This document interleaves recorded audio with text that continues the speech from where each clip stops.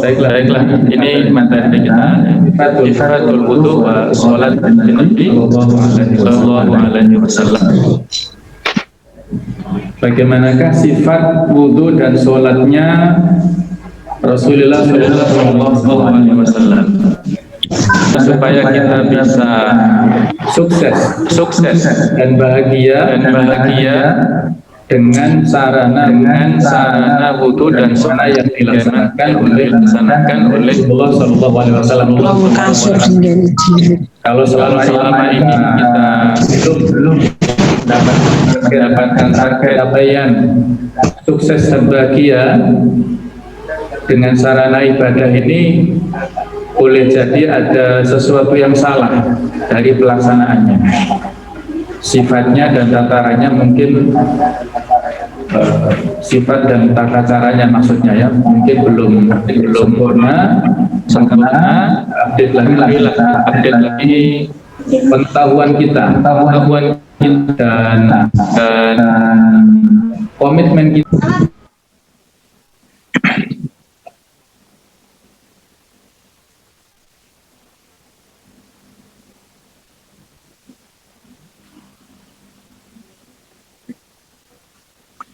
Ayo kita ke masjid Indonesia berjamaah, Indonesia berkah insyaallah. Dari masjidlah kita yang berhadapan, sebagaimana yang pernah dibangun oleh Rasulullah SAW dulu pada saat beliau datang ke Madinah. Ada 3 hal yang dilakukan oleh beliau, yaitu yang pertama adalah membangun Masjid Nabawi. Setelah sebelumnya masjid di Kuba, beliau kemudian membangun masjid di Madinah yang disebut Masjid Nabawi. Yang kedua adalah dengan mempersaudarakan kaum muslimin antara Ansor dan Muhajirin. Dan yang ketiga adalah dengan melakukan perjanjian antara orang-orang muslim dengan orang Yahudi ataupun komunitas agama yang lainnya di Madinah, yaitu dengan istilah Piagam Madinah itu. Bertahun-tahun kita telah berwudu, yang perlu kita evaluasi, sudahkah kita merasakan manfaatnya?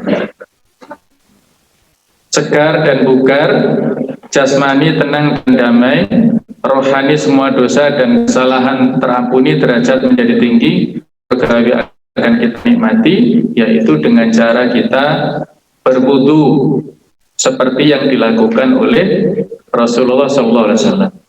Kalau selama ini kita belum mendapatkan manfaat dari wudu yang telah kita lakukan selama ini, barangkali sesuai dengan petunjuk yang telah dicontohkan oleh Rasulullah SAW.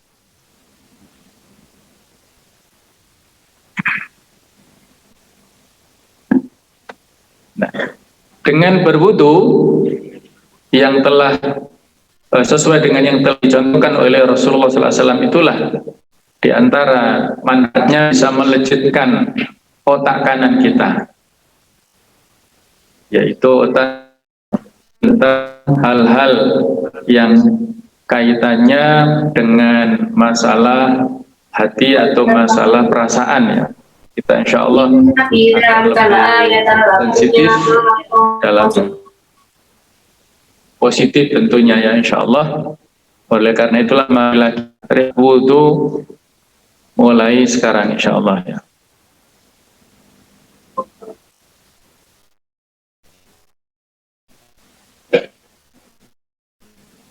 Bagaimanakah sifat al-wudu al-kamil wa kaifiyatuhu? Bagaimanakah sifat wudu secara tata caranya? Ini mari kita bahas bersama-sama.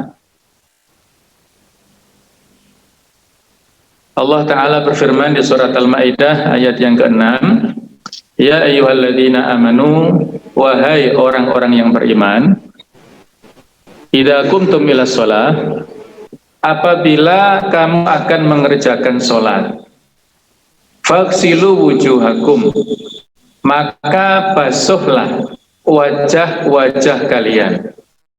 basuhlah muka-muka kalian, wa aydiyakum, dan tangan-tangan kalian, ilal marafiqi, sampai siku, wamsahu, dan usaplah di kepala kalian, wa arjulakum, dan cucilah atau basuhlah kaki-kaki kalian, ilal ka'baini, sampai mata kaki. Ini adalah rukun yang harus kita lakukan pada saat berwudu, yaitu yang pertama dengan membasuh wajah, yang kedua dengan mencuci atau membasuh tangan, yang ketiga dengan mengusap kepala, yang keempat adalah membasuh atau mencuci kaki. Sehingga kalau kita dalam pasan, maka cukup dengan membasuh ataupun mengusap ini. Kalau membasuh wajah, tangan, dan kaki, sementara mengusap itu adalah kepala. Inilah yang inti ya dari Al-Qur'anul Karim. Kemudian berikutnya adalah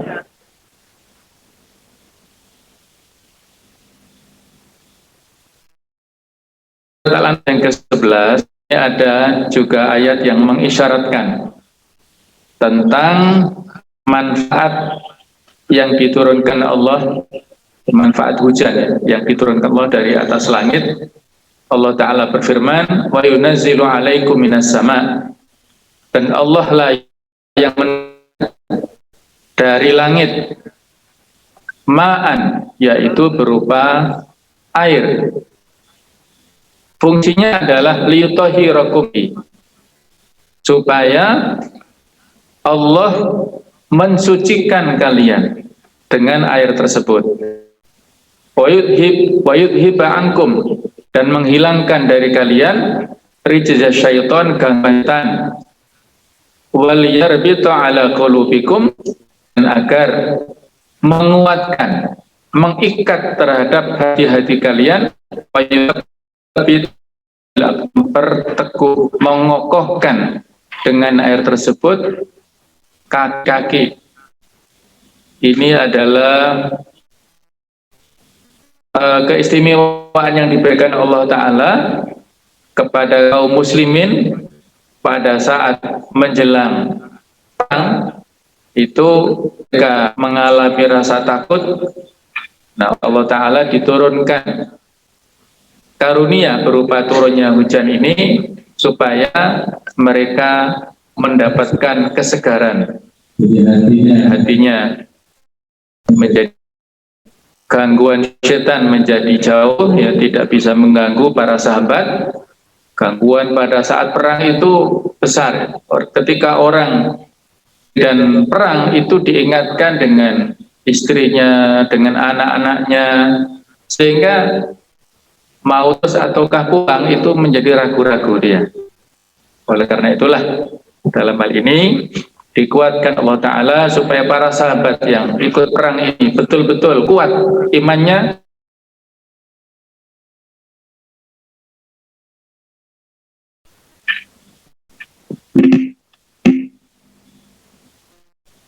Kemudian kita lihat tentang masalah wudhu lebih khusus lagi dari sebuah hadis riwayat dari Humran, kemudian dari Utsman bin Affan. Beliau berkata, qala Rasulullah sallallahu alaihi wasallam, tawadda'a fa ahsanal wudu, maka dia profesional. Ihsan itu adalah melaksanakan sesuatu dengan sesuai dengan tuntunan. Kharajat khotoyahu min jasadihi, maka keluarlah kesalahannya dari fisiknya, hatta takhruja min fi asfarihi, sehingga keluar dari kuku-kukunya. Luar biasa ya. Inilah Hadis sahih riwayat Muslim, salah satu di antara fadilah wudu yang kita dapatkan adalah bisa menggugurkan dosa-dosa, melebur dosa-dosa yang pernah kita lakukan. Biasanya ayat ataupun hadis yang bicara tentang masalah terleburnya atau terhapusnya dosa-dosa itu adalah dosa-dosa yang kecil, seperti puasa yang terhapus, yang menghapuskan dosa-dosa itu adalah dosa-dosa kecil. Kalau dosa besar itu harus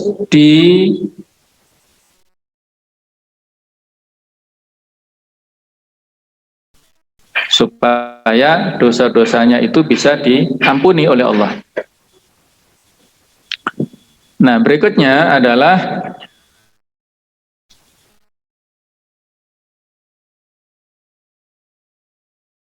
jadi mungkin bisa dilewati dulu ya. Ini belum waktunya. Kalau orang tua di rumah, ini seolah-olah saya menyampaikan yang di rumah ya, bukan kalian ya. Nah, apa ini kira-kira? Bila atadukum ahlahu, apabila salah seorang di antara kalian mendatangi istrinya. Nah, titik. Nah, summa arada an ya'uda, kemudian dia ingin mengulangi lagi, falyatawaddo, maka hendaklah berwudu bain antara duanya ya. Wudu'an, dengan suatu wudu.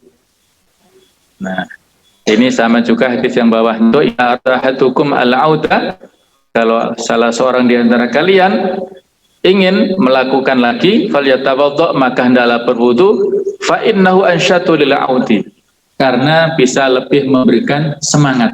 Ini saya sampaikan kepada para ustadz-ustadzah yang sudah.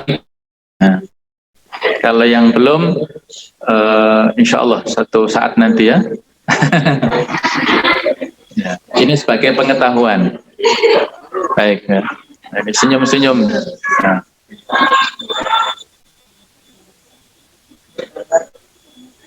Bagaimana tata cara berwudu ya, ataupun sifat wudu yang sempurna itu? Mari kita bahas pelan-pelan ya, waktunya terbatas ya, kita nggak perlu terburu-buru ya, insya Allah.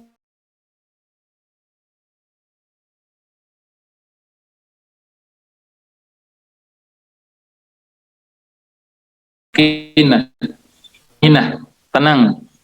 Kalaupun sekarang waktunya belum selesai, bisa kita lanjutkan besok ya. Ramadan masih lama soalnya. Besok masih bisa kita teruskan insya Allah materi ini karena cukup panjang. Jadi intinya ada beberapa poin di sini. Bagi anak-anakku yang ada di sekolah ini, silahkan disiapkan alat tulisnya, ditulis satu persatu tentang rukun wudhu dan nanti dilanjutkan dengan sholat. Poin pertama, yang pertama adalah yanwi al-wudu'a biqalbihi, niat berwudu di dalam hatinya. Jadi niat itu adalah perbuatan hati. Lisan itu adalah untuk mengucapkan. Perlu diingat seperti itu ya. Lisan itu apa? Lidah perkataan itu dalam rangka untuk menguatkan niat yang ada dalam hati manusia ini. Seorang muslim melaksanakan ibadah itu yang paling utama, pertama kali adalah niat sebelum melaksanakan rukun-rukun yang lainnya. Rasulullah telah mencontohkan kita sekian banyak ibadah mahdhah. Bagaimana tata caranya? Nah, yang diberi contoh oleh beliau setiap kali melaksanakan ibadah itu pelaksanaan niatnya itu ada dalam hati, kecuali ibadah umroh ataupun haji saja.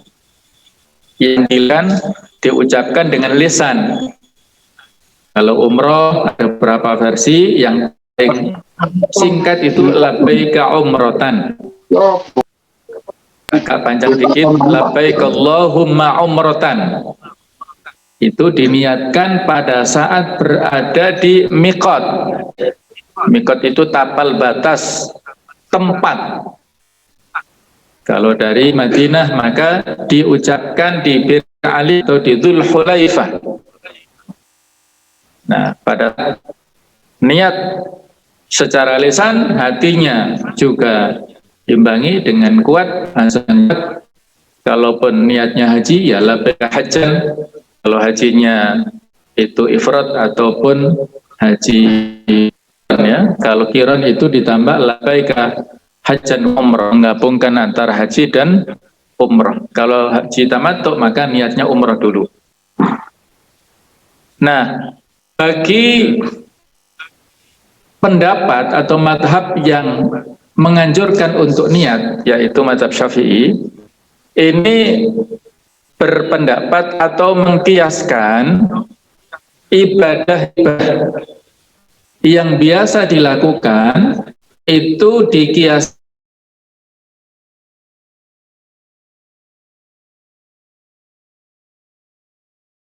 Saya sampaikan, saya ulangi, bahwa pendapat yang menganjurkan atau yang mensunnahkan pelaksanaan at-talaffuz bin niyah, melafatkan dengan niat itu dikiaskan dengan ibadah umrah ataupun ibadah itu alasannya, ya.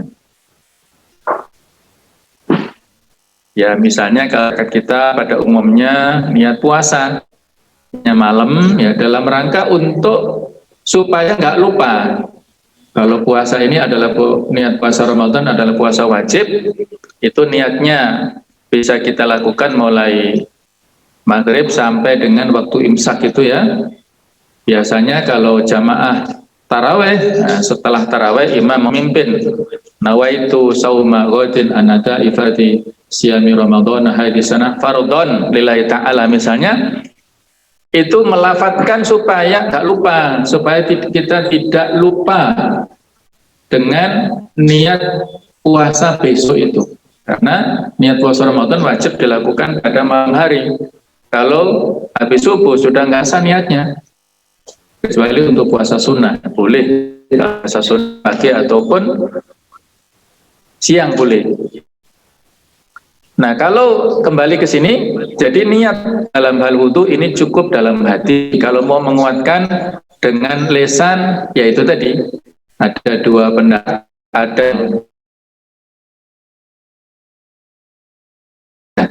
monggo silahkan kita pilih pendapat kira-kira yang mantap yang mana.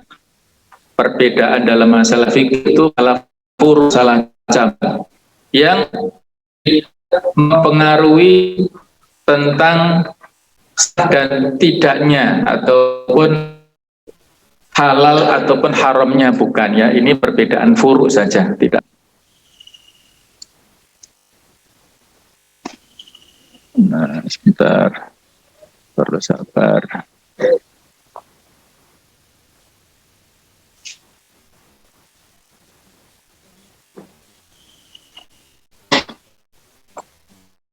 Nah, baik, kita lanjutkan.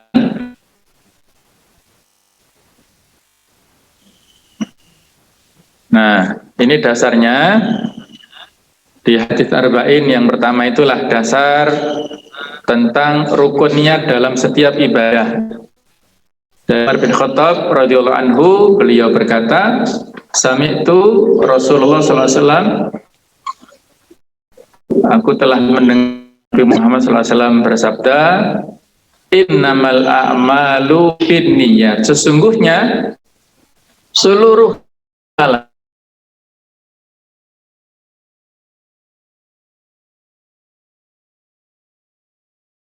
yang itu kaitannya dengan masalah ibadah harus ditentukan jenis ibadahnya kita ini puasa wajib ataukah sunnah. Kalau wajib juga dibedakan apa Ramadan ataukah nazar ataukah kafarat. Nah, itu dibedakan dengan niatnya.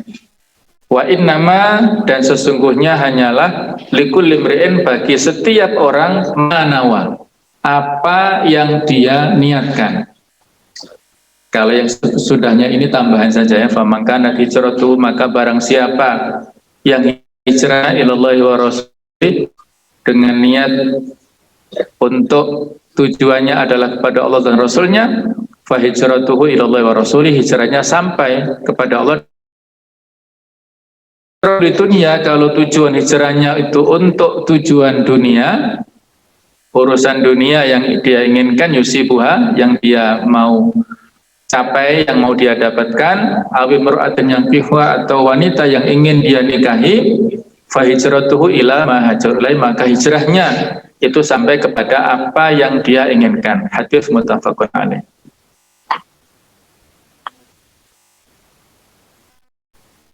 Itu kan tentang masalah niat, intinya dalam hati. Yang kedua, yaqul bismillah. Orang yang berwudu, rukunnya adalah harus mengucap rukun. Kalau rukun tadi 4 saja ya, ini ya hal yang dianjurkan lah, wajib, antara wajib dan sunnah, pokoknya yang afdol seperti itu. Jadi mengucapkan bismillah pada saat dia berwudu. Nah, karena ini adalah lafaz Allah atau lafzul jalalah, tentunya harus diperhatikan berwudunya di dalam kamar mandi atau di luar.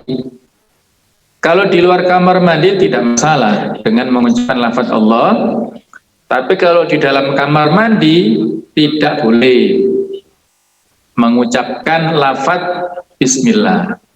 Kalau kita sedang mandi, misalnya di rumah ada tamu, ya, misalnya kebetulan kamar mandinya dekat ruangan ruang tamu, dengan kamu assalamualaikum misalnya, ya, kedengaran dari kamar mandi, ya jangan dijawab dulu ya. Nah, jangan dijawab waalaikumsalam. Kenapa? Karena assalam itu dikhawatirkan daripada asmaul husna. Nah, jadi kalau mengucapkan assalamualaikum, nah itu bisa jadi kita menyebutkan nama-nama Allah, katanya adalah assalam itu di dalam kamar mandi, tidak boleh. Bagaimana caranya? Ya dijawab saja. Tunggu sebentar misalnya ya.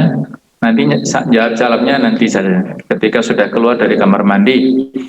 Baik, saya kira paham tentang baca bismillah. Dalilnya apa? Pada itu membaca kata-kata bismillah atau bismillahirrahmanirrahim boleh. Kata Rasulullah SAW, la wudu'a liman lam yadhkur ismallahi alaih. Tidak ada wudu liman, bagi yang tidak yadhkur, menyebut ismallah, nama Allah, alaihi, di dalamnya. Jadi tidak sah. Nah, mungkin la wudu'a maksudnya tidak ada wudu, tidak sah yang dilaksanakan oleh seorang ketika tidak diawali dengan kata-kata bismillah. Sebagaimana di TV yang lainnya ada dalil kullu amri balin la yubta'u bi bismillah fa waqta. Setiap urusan penting yang tidak diawali dengan bismillah maka terputus. Ya, maksudnya terputus barokahnya. Bisa jadi terputus pahalanya, tidak connect, tidak mendapatkan pahala dari Allah. Maka inilah anjuran kita setiap urusan apapun, mau makan bismillah, mau keluar rumah tawakkal 'ala Allah, apalagi yang lainnya, mau tidur juga sama ya, dengan membaca bismika Allahumma amutu wa ahya, yang banyak bacanya ahya wa amut ya. Tapi yang lebih kuat amut wa ahya. Nah,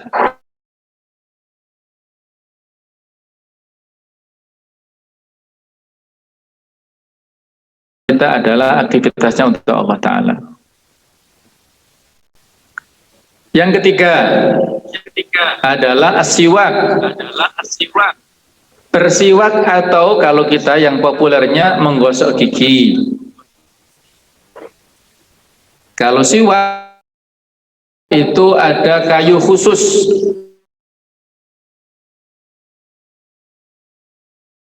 Kita tidak ada kayu yang pas untuk bersiwak ini. Kalau di sana ya kayu siwak itu. Ada beberapa hadis yang bisa kita jadikan sebagai dalil, satu sama lain saling melengkapi.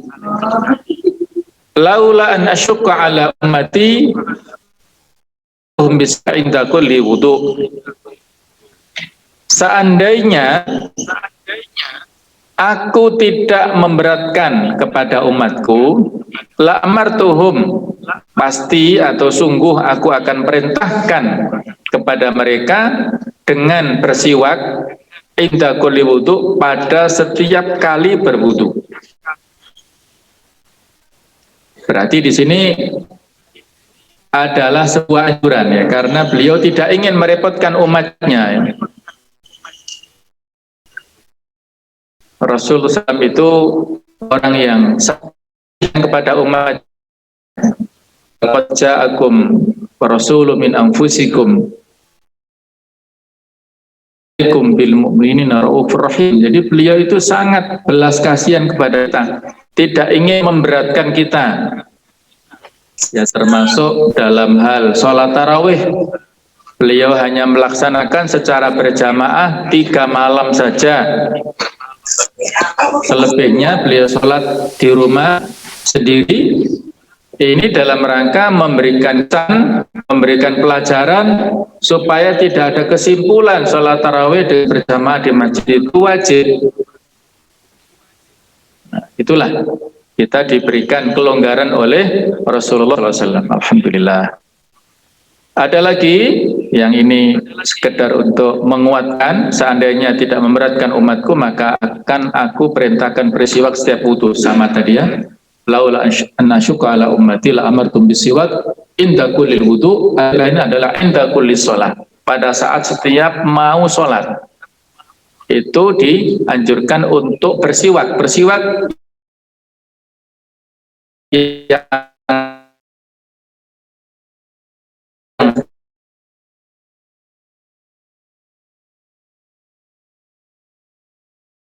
bisa menyusahkan kita.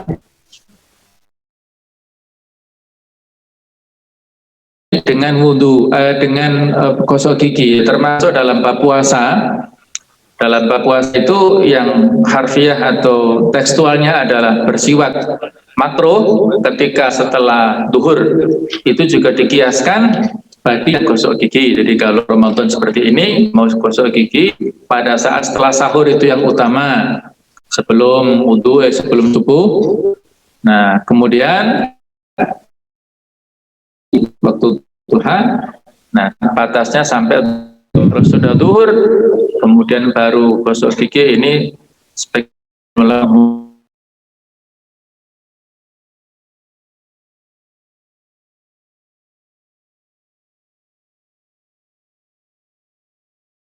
inilah beberapa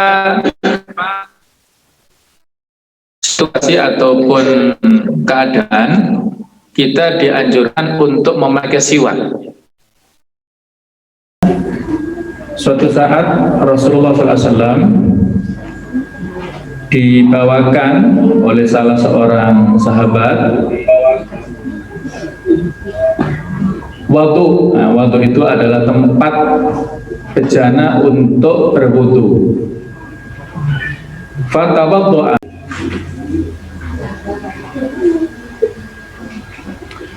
Nah, di antara adab wudu kita dilarang untuk boros-boros, berlebihan dalam menggunakan air, bagaimana yang telah diberikan petunjuk oleh Rasulullah SAW.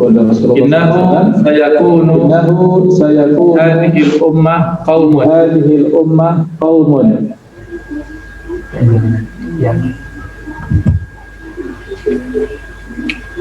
Ada salah satu atau sebagian daripada umat ini,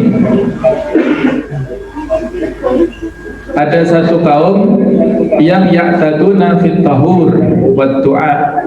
Mereka adalah orang-orang yang melebihi batas dalam bersuci dan berdoa. Jadi melebihi batas maksudnya airnya ini berlebihan, kemudian kalau dalam doa barangkali ada dengan tata cara tertentu yang itu ada kesan ya, berlebihan dalam hal berdoa. Allahu a'lam.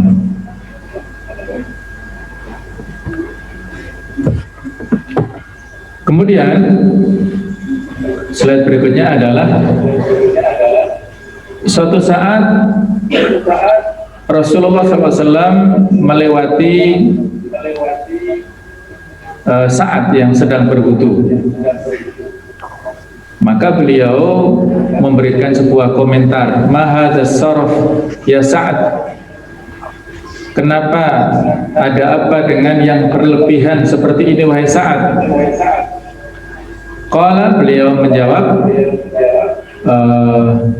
si saat ini seolah-olah ya belum tahu kan, beliau memberikan sebuah pembelaan. Wafil wudu'i israf, apakah dalam wudu itu ada tindakan berlebihan ya Rasulullah?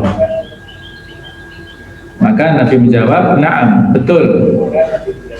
Wa in kunta ala nahrin jarin, walaupun kamu berada di sungai yang mengalir airnya. Jadi ternyata berlebihan itu dilarang dalam segala hal. Dalam hal finansial, dalam hal pemborosan uang itu tidak boleh, dalam hal ibadah itu juga tidak boleh. Kalau kita berlebihan yang itu menyebabkan seseorang menjadi sakit misalnya, ataupun meninggalkan kewajiban-kewajiban yang lain, itu tidak diperbolehkan. Nah, termasuk dalam bab wudu ini.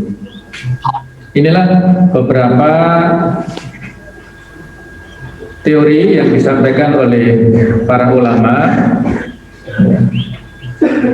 Jadi ada di telapak tangan ini slide-nya belum muncul ya. Jadi para ulama dari sisi medis itu membuat sebuah penelitian ataupun beberapa, kita teruskan ya. Ini telapak tangan manusia, setiap kita itu memiliki telapak tangan yang seperti ini, dan masing-masing di antara kita ada titik-titik tertentu yang itu ada hubungannya dengan organ tubuh lainnya.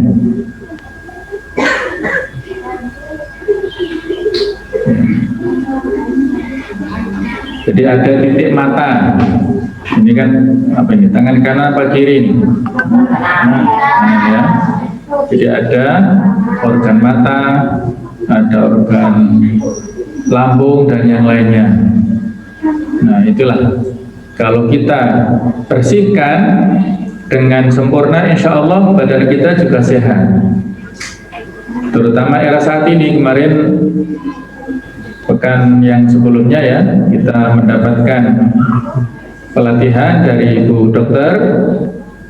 Nah, untuk saat ini yang terpenting itu adalah bagaimana kita mencuci tangan dengan benar, dengan maksimal supaya bersih dari kotoran ataupun virus-virus yang ada. di telapak tangan kita, pergelangan kita sebanyak 3 kali. Secukupnya. Inilah. Nah, berikutnya adalah yang kelima, al-madmadah wal istinsyaq wal istimsar. Berkumur, menghirup air dan mengeluarkannya. Ini juga tata cara wudu yang telah dicontohkan oleh Rasulullah SAW. Nah, tetapi catatannya, sebelumnya ada hadis yang berbunyi, idza tawadda'ta famadmid. Kalau engkau berwudu maka berkumurlah, memasukkan air ke dalam mulut kemudian mengeluarkannya. Nah, juga Rasulullah SAW menyampaikan kepada salah seorang sahabat yang minta petunjuk tentang masalah wudu, akhbirni anil wudu, ceritakan kepadaku tentang wudu ya Rasulullah. Beliau mengatakan asbigil wudu. Belum berubah di situ.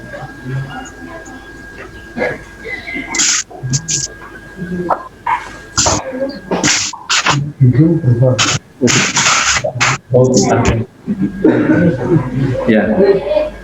Jadi sempurnakanlah wudu wa balik fil istinsyaq, dan maksimalkanlah dalam hal menghirup air ke hidung, tapi jangan sampai masuk ya. Illa antakuna shaiman, kecuali engkau dalam kondisi puasa, karena khawatir masuk airnya. Jadi harus dihindari kalau saat puasa. Kalau tidak puasa maka dipersilakan untuk memaksimalkan. Berikutnya, man tawaddu'a falyastanfir. Barang siapa yang berwudu hendaklah dia memasukkan air ke hidungnya kemudian mengeluarkannya. Ada lagi tastaiqadha ahadukum min manamihi.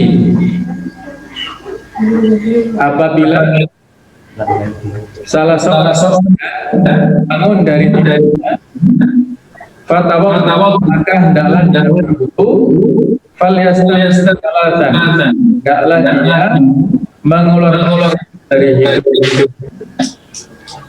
Fa inna ala hidungihi, karena setan menginap dalam lubang hidungnya.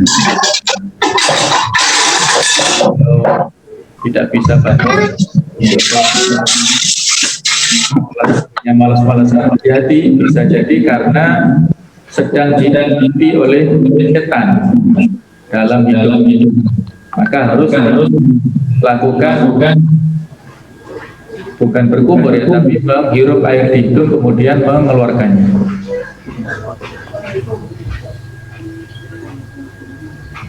Yang keenam, ghuslul wajhi thalatha marrat, membasuh wajah sebanyak 3 kali.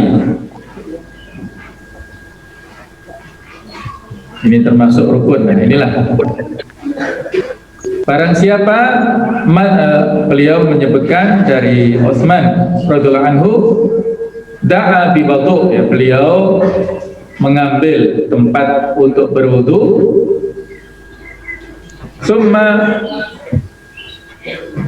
ghassala wajhahu thalatha marrat, kemudian beliau membasuh wajahnya sebanyak 3 kali. Jadi wajah itu diawali dari tumbuhnya rambut yang paling atas. Nah, terus tumbuhnya rambut itu yang paling atas, kemudian sampai sini, sampai dagu bawah ini. Jadi kalau ada jenggotnya ini masuk wajah. Kemudian dari kanan ke kiri, dari telinga kanan sampai telinga kiri, batasnya maksudnya itu adalah wajah kita semuanya. Kita basuh sebanyak 3 kali.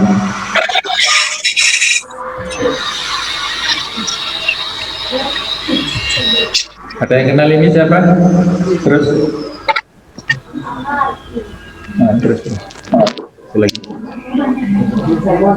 Nah, Syekh siapa? min syari Rasyid.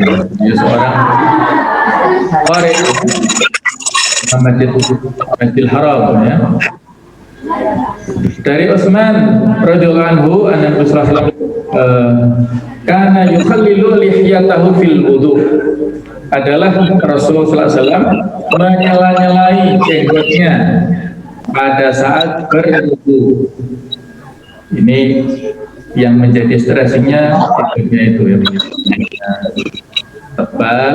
Nah, maka di sela-selai. Kalau kita orang Indonesia rata-rata jenggotnya tipis ya, cukup basahi ya. Kalau panjang itu di sela-selai. Berikutnya yang ketujuh, yaghsilu yadahul yumna. Terus beliau membasuh tangannya yang sebelah kanan salah kamarot sebanyak 3 kali, min ru'usil asabi ilal mirfaq, dari ujung jari sampai ke siku. Nah, itu yang dilakukan oleh beliau. Wa aydiyakum ilal marafiqi ya. Jadi di dalam ayatnya dalam ayat yang ke-6 tadi, basuhlah tangan-tangan kalian mulai dari tangan itu ujung jari sampai dengan siku sebanyak 3 kali. Man summa wasala yadahu yumna ilal mirfaq salasa marrat summa wasala yadahu yusra mithla dzalik. Beliau mencuci tangan kanan dan kiri dari ujung sampai ujung sebanyak 3 kali. Summa wasala yadahu yumna ilal mirfaq salasa marrat summa wasala yadahu yusra mithla dzalik. Ini sama ya, kanan kiri sama. Jadi coba dilihat tadi mulainya ujung jari ya. Yang ke-8 ini tolong diperhatikan. Masfur ra'si marratan wahidah, mengusap kepala sekali saja. Memang ada beberapa khilafiyah tentang mengusap kepala itu. Ada yang harus keseluruhan, ada yang seperempat. Jadi bahkan 300 saja boleh. Kalau yang keseluruhan ini adalah mazhab Hambali, kalau seperempat itu adalah mazhab Syafi'i, kemudian yang sebagian kecil mazhab Syafi'i. Imam Malik masih yang keseluruhan tadi ya. Hadisnya dari Abdurrahman ibnu Abi Layla, Rasulullah SAW bersabda, dia mengatakan, "Ra'aitu Aliyan, aku melihat Ali bin Abi Thalib radhiyallahu anhu tawaddu'an, beliau berwudu. Wasala wajhahu salasan, maka beliau membasuh wajahnya sebanyak 3 kali. Wa wasala dhira'aihi salasan, dan membasuh sikunya ataupun lengannya 3 kali. Wa masaha fi ra'sihi wahidah. Coba kita lihat di sini. Ali bin memperhatikan mengusap kepalanya 1 kali. Kemudian beliau di Abdurrahman ibnu Abi Layla tadi mengatakan, mohon maaf ya, yang mengatakan ini Ali yang pelakunya, bahwa seperti itulah wudunya Rasulullah. Ini yang memperhatikan itu seorang sahabat yaitu Ali, tapi disadarkan berita. Berikutnya ada hadis tsumma masaha ra'sahu biyadayhi. Kemudian beliau mengusap kepalanya dengan kedua tangannya. Ini lebih detail lagi ya riwayat Bukhari. Fa'aqbala bihima, maka beliau meletakkan kedua di depan kepala, maksudnya di kepala bagian depan. Wa adbaro, dan beliau mengeretnya ke belakang. Bada'a Beliau memulainya di muqaddami rasihi, dari kepala bagian depan, dhahaba bihima, sampai membawanya, menggeser dua pergelangan tangan beliau itu dari depan bahu sampai ke tengkuknya ke belakang itu, mengembalikannya, beliau memulai. Nah, itu contoh gambarnya, insya Allah sudah bisa dipahami, mulai dari depan sampai ke belakang sampai kembali lagi. Nah, itu perbandingan antara otak yang belum dibasuh, belum diusap maksudnya ya, dengan air wudhu tadi, dengan yang sudah. Gambar satu yang sebelah kiri itu kalau orang ini ya, orang melihat. Gambar satu adalah kondisi otak sebelum mendapat stimulasi atau rangsangan dari teknologi otak. Otak masih dalam kondisi tidak teratur, dan ini yang menyebabkan ketidakteraturan dan ketidakdisiplinan. Gambar kedua adalah kondisi otak setelah mendapatkan rangsangan secara teratur dari teknologi otak. Kondisi otak seperti inilah yang menyebabkan seseorang cerdas bahkan menjadi jenius. Kalau itu ilustrasinya mendengarkan sesuatu ya yang positif, otaknya menjadi terstruktur sehingga bisa cerdas. Ini contoh bagi wanita yang tadi hadisnya sama dengan depan tadi. Jadi basahi kedua telapak tangan kita semuanya, kemudian usap seluruh kepala dari arah depan ke belakang, kemudian dibalikkan lagi basuhan tersebut dari belakang ke depan. Langsung dilanjutkan dengan membasuh telinga dengan cara memasukkan jari lubangnya, sedangkan ibu jari membasuh daun telinga. Maksud di sini mengusap ya, mengusap daun telinga dengan bagian luar kiri dan kanannya. Jadi kepala satu kali, kemudian disambung dengan telinga satu kali. Ini bagi mazhab Hambali ataupun Maliki yang mengatakan satu kali tadi ya. Bagi mazhab Syafi'i itu memang karena agak dasar. Nah, jadi yang dibuat ini kita coba.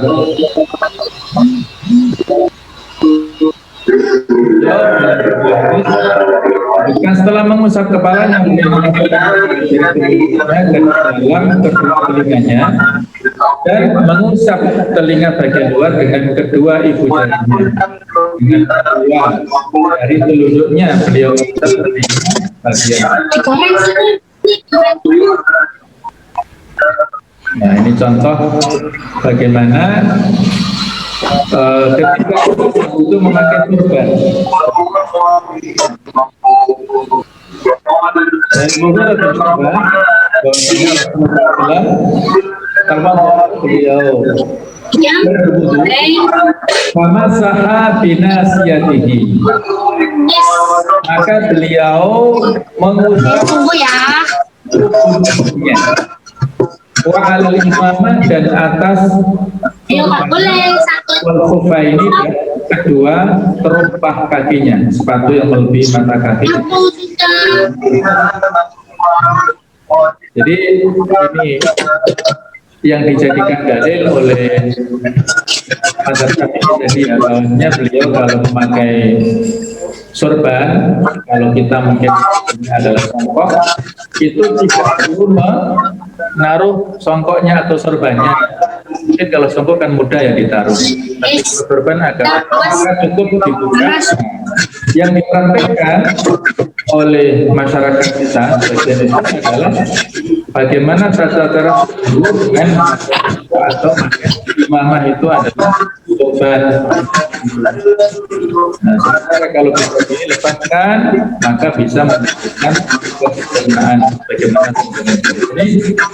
Jawaban dari mazhab Hambali kepada mazhab Syafi'i itu tadi, bahwasanya yang dijadikan dalil oleh mazhab Syafi'i boleh memangkas sebagian rambut walaupun itu 3, itu dalil harus digunakan untuk pelaksanaan berwudu dengan memakai sorban. Nah, kalau sorbannya nggak dipakai, wudunya keseluruhan rambutnya belakang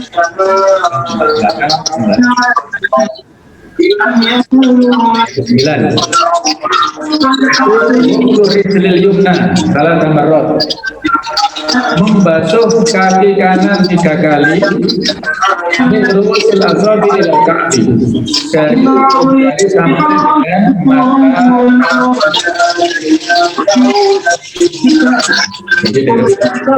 jadi sampai dengan mata kaki. Apa dalilnya? Ini dalilnya. Summa wasala kemudian beliau membasuh kaki sebelah kanan ilal Ka'bah ini sampai kedua mata kaki dalam sholat. Dari kemudian beliau kaki sebelah kiri seperti itu. Nah, ada 3 hadis yang berbunyi wailun lil aqab minan nar. Ini orang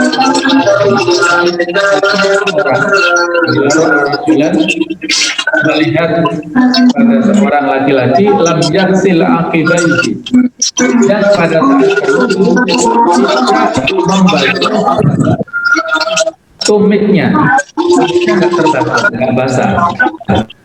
Nah, maka beliau memberikan komentar, wailun, celakalah lil aqab,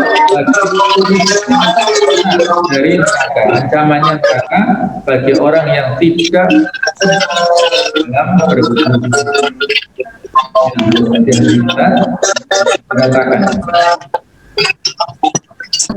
nah ini adalah hadis.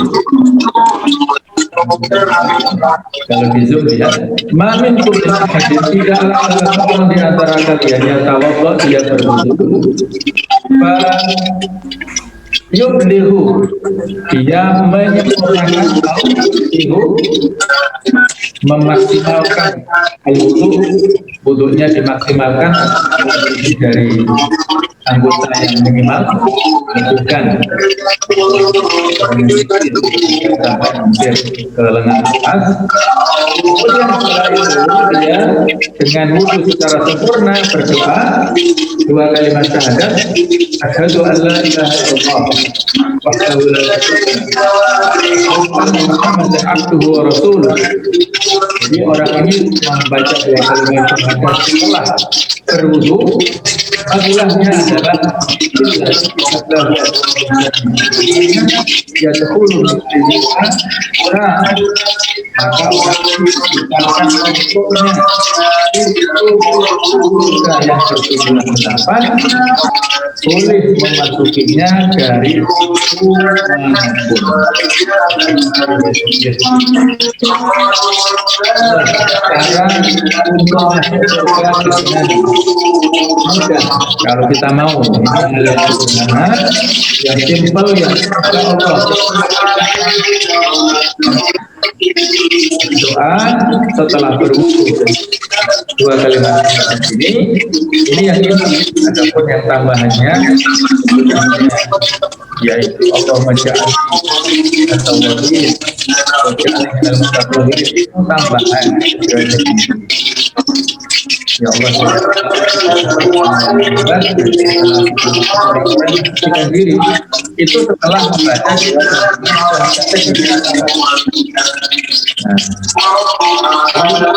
inilah fadilah mendapatkan membaca insya Allah akan diberikan sudah masuk lewat pintunya yang 8.